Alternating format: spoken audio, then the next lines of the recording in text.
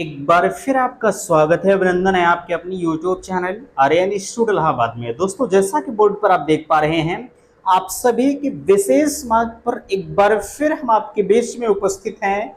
UP DElEd admission 2024 पर लगातार अगर देखा जाए, आप मैसेज कर रहे हैं कि भैया आखिरकार 2024 की जो एडमिशन की प्रक्रिया है, आखिरकार उसमें दिन प्रतिदिन विलंब क्यों किया जा रहा है। तो बिल्कुल आज की डेट में आप सभी की विशेष मांग को लेकर परीक्षा नामक प्राधिकारी यानी एलमगंज प्रयागराज जाया गया। वहां से जो भी सूचनाएं मिली हैं, तमाम अधिकारियों के अकॉर्डिंग हम आपके बीच में देने का प्रयास कर रहे हैं। मैं निवेदन आप सभी से करना चाहूंगा कि प्लीज अगर चैनल पर पहली बार विजिट किए हैं तो चैनल को सब्सक्राइब जरूर करेंगे। सबसे पहले यहां ध्यान दीजिए, आपके बीच में कुछ चीजों को मैंने लिख रखा है। यूपी डीएलएड एडमिशन 2024 और नीचे यहां देख सकते हैं आखिरकार कब आएगा 2024 का नोटिफिकेशन। बाकी यहां एडमिशन में विलंब क्यों हो रहा है, ये लगातार सवाल उठ रहा है कि आखिरकार एडमिशन प्रक्रिया में इतना विलंब क्यों किया जा रहा है। आगे देख सकते हैं, सबसे बड़ा डाउट आपका है कि बीएड व डीएलएड में अंतर क्या है ना। लोग इस बात को लेकर कंफ्यूज हैं कि हम डीएलएड करें या बीएड करें। नीचे देख सकते हैं, कहा जा रहा है कि दूसरे राज्य के अभ्यर्थी भी लेंगे आपकी एडमिशन। ये तो पहले से ही तय है, ठीक है, कि इसके पहले हालांकि डीएलएड में खासकर यूपी की बात करें तो अदर स्टेट के अभ्यर्थियों का एडमिशन नहीं होता था, लेकिन अब की बार ये दिशा निर्देश दिया गया है कि दूसरे राज्य के भी अभ्यर्थी आपकी एडमिशन लेंगे। कम फीस में एडमिशन अगर आपको लेना है। नीचे हाँ, अब की बार मेरिट लिस्ट अधिक जाने की संभावना आखिरकार क्यों है ना। भाई सवाल उठता है, अगर मैंने यहां लिखा है आखिरकार क्यों है, ये भी हम आपको बताएंगे। आगे यहां हर डाइट की मेरिट अलग अलग जाती है या नहीं जाती, बिल्कुल ये चीज भी आप लगातार पूछ रहे हैं। मैं आप सभी को बताना चाहूंगा, आपके लिए मैंने संपर्क माध्यम दे रखा है 94523353। आप जो है व्हाट्सएप ग्रुप है, आप ज्वाइन कर लीजिएगा। बाकी आपके लिए सेम इसी नाम से टेलीग्राम चैनल है, ज्वाइन कर सकते हैं। इंस्टाग्राम आईडी है, आप फॉलो करके अपने डाउट्स को भी पूछ सकते हैं, है ना। अधिकतर प्रयास आप इंस्टाग्राम का ही करें, ठीक है भाई। अभी के लिए आप फॉलो कर लीजिए, आगे चलकर आपको नहीं पसंद आता है तो आप अनफॉलो कर दीजिए, वो तो अपने हाथ की चीजें हैं यार, कोई दिक्कत नहीं है। मैं ये नहीं कहता हूं कि नहीं, मुझको आप फॉलो कर लिए हैं तो किए ही रहे, ठीक है। आपका एडमिशन हो जाए, जब आपका काम निकल जाए तो ये अलग का मामला हो जाता है, ठीक है। तो बहरहाल आप अपने आप में स्वतंत्र हैं। जो हमारा उद्देश्य है, हम अपने उद्देश्य को लेकर आपके बीच में उपस्थित हैं। कुछ लोग कहते हैं कि भैया आप सारी चीजों को बच्चों के सामने डाल देते हैं, जैसे ये फीस उसका जो मसला होता है, जो अधिकतर कॉलेज वाले होते हैं, ठीक है, वो आपका एडमिशन तो कर लेते हैं लेकिन फीस को लेकर जो है बीच में उनकी रवैया थोड़ी सी गड़बड़ हो जाती है। तो हम एक अच्छी अच्छी चीजें आपके बीच में बता देते हैं कि कॉलेज वाले कहाँ किस प्रकार से आपसे गड़बड़ी कर सकते हैं, भविष्य में क्या कर सकते हैं, जैसे जो कम फीस में एडमिशन करवा लेते हैं, ठीक है। तो ये सारी चीजें एक एक को हम डिफाइन कर देते हैं। मेरे पास कॉल्स आने लगते हैं कि भैया आप हर चीज बच्चों को बता दे रहे हैं, तो हम लोगों को कैसे क्या होगा। यार देखिए, हम आपके गलत चीजों का ठेका नहीं लेके बैठे हैं, है ना। अगर हम आपके बीच में आए हैं तो हम सारी पुख्ता जानकारी को प्रोवाइड करेंगे, भले ही हमारे ऊपर कितने ही आज क्यों ना आए, ठीक है। मेरे पास दिन भर में तमाम कॉल्स आते हैं। मैं कहता हूं कि मैं क्षमा चाहूंगा, जितना मुझे नॉलेज है मैं हर एक बच्चों को अच्छे से अच्छे विद्यालय में एडमिशन कराने का जो जिम्मा कहा जाए या आप जो भी कहिए, ठीक है, मेरा परम उद्देश्य होता है कि आप किसी भी फ्रॉड का शिकार ना हो, ठीक है। बाकी आपकी मर्जी, आप भले ही मुझे कमेंट बॉक्स आपके लिए हमेशा मैं खोल के रखता हूं, ठीक है।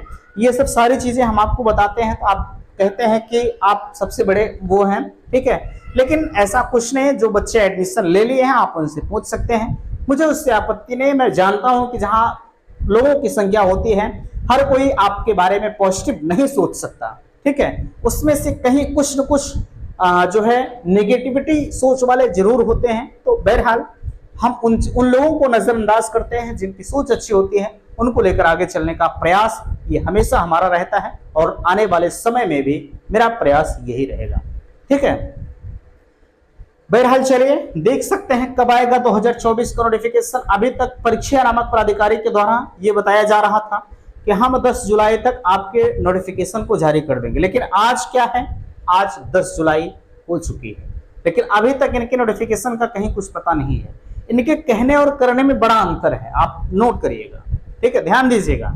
ये कहते कुछ और करते कुछ। कभी ये भले ही कह दें कि 10 तारीख को हम जारी कर देंगे, लेकिन हम तब भी विश्वास के साथ आपसे नहीं कहे थे कि नहीं ये 10 तारीख को जारी कर देंगे, ठीक है। अब अभी भी ये कह रहे हैं कि जारी हो सकता है, लेकिन यार जब आपने सब कुछ खाता तैयार किया होगा तब जारी हो सकता है, कैसे हवा हवाई जारी करेंगे, ठीक है। मैं इतना जरूर कहूंगा, मैं इतना आपसे जरूर कहूंगा कि अभी आज आपका जो नोटिफिकेशन है वो जारी नहीं होगा, ठीक है। कब तक जारी होगा, अगर सही सही समय बताया जाए तो आप मान कर चलिएगा कि लगभग 15 जुलाई के आसपास में जारी होने की अभी फिलहाल के लिए संभावनाएं ही कही जा सकती हैं, ठीक है। कब तक, 15 जुलाई तक, है ना। जब तक जारी नहीं हो जाता तब तक हम भी किसी चीज को मानने के लिए तैयार नहीं होते, लेकिन फिर भी अगर इन्होंने एक संभावित डेट, पहले भी 10 तारीख को संभावित ही बताया था, अभी भी संभावित ये बताए हैं कि 15 जुलाई तक जारी हो सकता है। बहरहाल जो भी होगा हम चैनल के माध्यम से आपको बता देंगे, ठीक है। बाकी ये चीजें कहीं ना कहीं इनके कहने और करने में थोड़ा सा अंतर होता है ना। आगे यहाँ एडमिशन में विलंब क्यों हो रहा है, ये चीज जब हम लोगों ने पूछा, इनका साफ एक जवाब आया, अभी बहुत सारे विश्वविद्यालय ऐसे हैं जिन्होंने फाइनल ईयर का रिजल्ट नहीं दिया है, यही वजह है कि हम आपके एडमिशन में विलंब कर रहे हैं, ठीक है। तो ये कहीं ना कहीं ये तो थोड़ा सा जायज है, सही है। जब तक भाई जो है रिजल्ट नहीं आएंगे तब तक बच्चे आवेदन नहीं करेंगे, जब आवेदन नहीं करेंगे तो सीट नहीं भरेंगे, ठीक है। अब 2,33,000 सीट भरना किसी के लिए बड़ी चुनौती का कार्य होता है ना। ऐसे थोड़ी ना 2 लाख सीटें भर जाती हैं, ठीक है। तो जब कुछ विश्वविद्यालय के रिजल्ट आ जाएंगे, ये मानकर चलिएगा 15 जुलाई तक आने के चांसेस कहे जा रहे हैं अधिकतर विश्वविद्यालय के, ठीक है। आपका नोटिफिकेशन अपने आप जारी कर दिया जाएगा, उसमें हमें आपको संघर्ष करने की जरूरत नहीं पड़ेगी, है ना। भले ही हम लोग जाते हैं इनसे थोड़ा सा एक सांत्वना के लिए, आप लगातार पूछते रहते हैं, आपके मैसेज भी आते हैं कि भैया कब आएगा नोटिफिकेशन, तो ये चीज़ों को जानने के लिए हम लोग लगातार प्रयास कर रहे हैं। बहरहाल जैसा भी होगा हम चैनल के माध्यम से आपको बता देंगे, ठीक है। चलिए, बीएड व डीएलएड में अंतर क्या है। देखिए, बीएड तो प्राथमिक से बाहर हो चुका है, इसके बारे में आपको बहुत पहले ही पता है, ठीक है। रही बात बीटीसी की, तो बीटीसी प्राथमिक में काबिज है। बीएड करने के अंतर बस सिर्फ इतना है कि बीएड करने के बाद आप अपर लेवल का सफर तय करते हैं, बीटीसी करने के बाद आप सिर्फ प्राथमिक तक ही रहते हैं, प्राथमिक से जूनियर तक, ठीक है। तो यही अंतर होता है, बाकी कोई अंतर नहीं होता है ना। बीएड वाले प्राथमिक से बाहर हैं, आप प्राथमिक के टीचर बीएड कर रहे हैं तो नहीं बन पाएंगे। हालांकि बीएड का क्रेज अब की बार घटा हुआ है, चूंकि सीटों के सापेक्ष आवेदन भी नहीं आए हैं, है ना। तो ये सब सारी चीजें देखने को मिल रही हैं।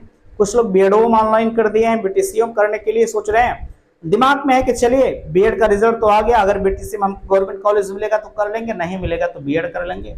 ये सब सारी चीजें देखिए अलग की बातें हैं। आप जो भी करिए, ठीक है, आप अपना कॉन्फिडेंस बनाकर करिए कि नहीं हम बीएड करेंगे तो हमको ये जॉब लेना है, बीटीसी करेंगे तब तो प्राथमिक में आपको जाना ही जाना है, उससे अपर लेवल में आप नहीं जा पाएंगे, ठीक है। तो ये आप डिसाइड करें कि हमें क्या करना चाहिए।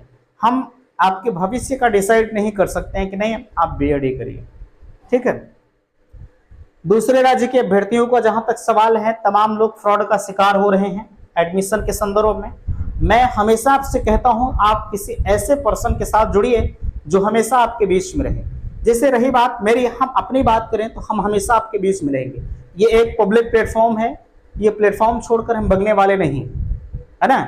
तो आप उन्हीं के संपर्क में जाइए जो हमेशा आपके बीच में रहे। मैंने यहाँ लिख रखा है कि कम फीस में एडमिशन, मैं चैलेंज करता हूं कि अगर मुझसे कम फीस में एडमिशन देने वाले मिलेंगे, ऐसा नहीं मिलेंगे, ठीक है, लेकिन वही होगा कि आगे चलकर जब आपको फंसा लेंगे तब कहेंगे कि नहीं आप सत्यनारायण बाबा ना यहाँ पैसा रखिए और वहां रखिए, है ना। कोई कहेगा प्रैक्टिकल का दीजिए, कोई कहेगा एग्जाम फीस दीजिए, कोई कहेगा एडमिट कार्ड का दीजिए, ऐसे ऐसे आपको रखवाएंगे। तो ये सब सारी चीजें उनसे आप दूर रहिए, खासकर अदर स्टेट के अभ्यर्थी। मैं हमेशा कहता हूं कि अगर आप एडमिशन लेना है तो आप कम से कम अपना नाम नंबर नोट करवा दीजिए।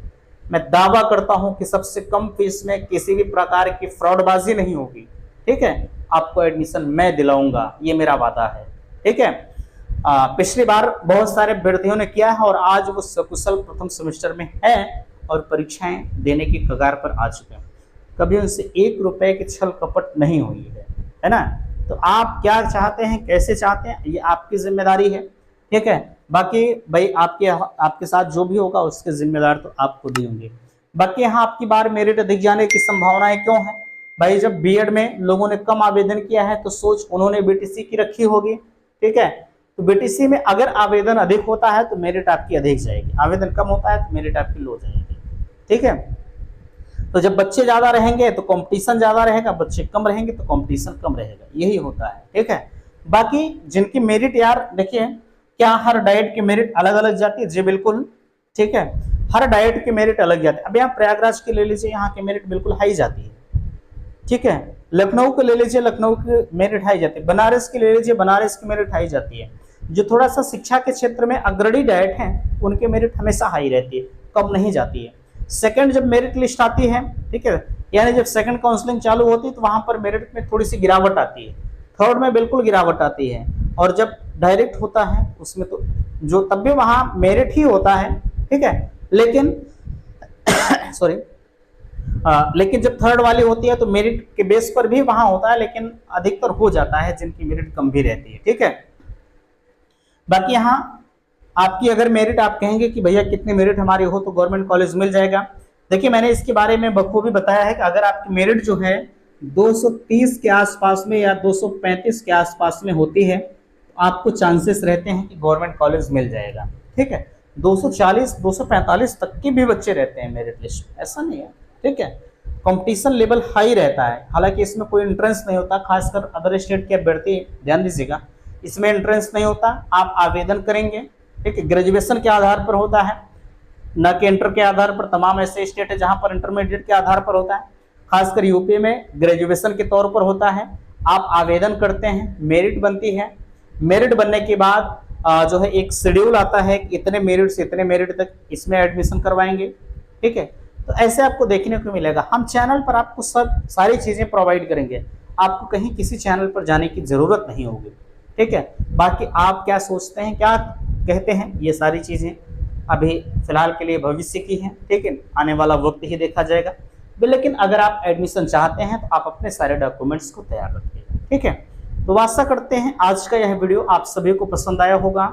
प्लीज़ वीडियो को लाइक कीजिएगा, शेयर कीजिएगा, और चैनल पर पहली बार विजिट किए हैं तो चैनल को सब्सक्राइब भी कीजिएगा। वीडियो समाप्त करते, थैंक्स, धन्यवाद।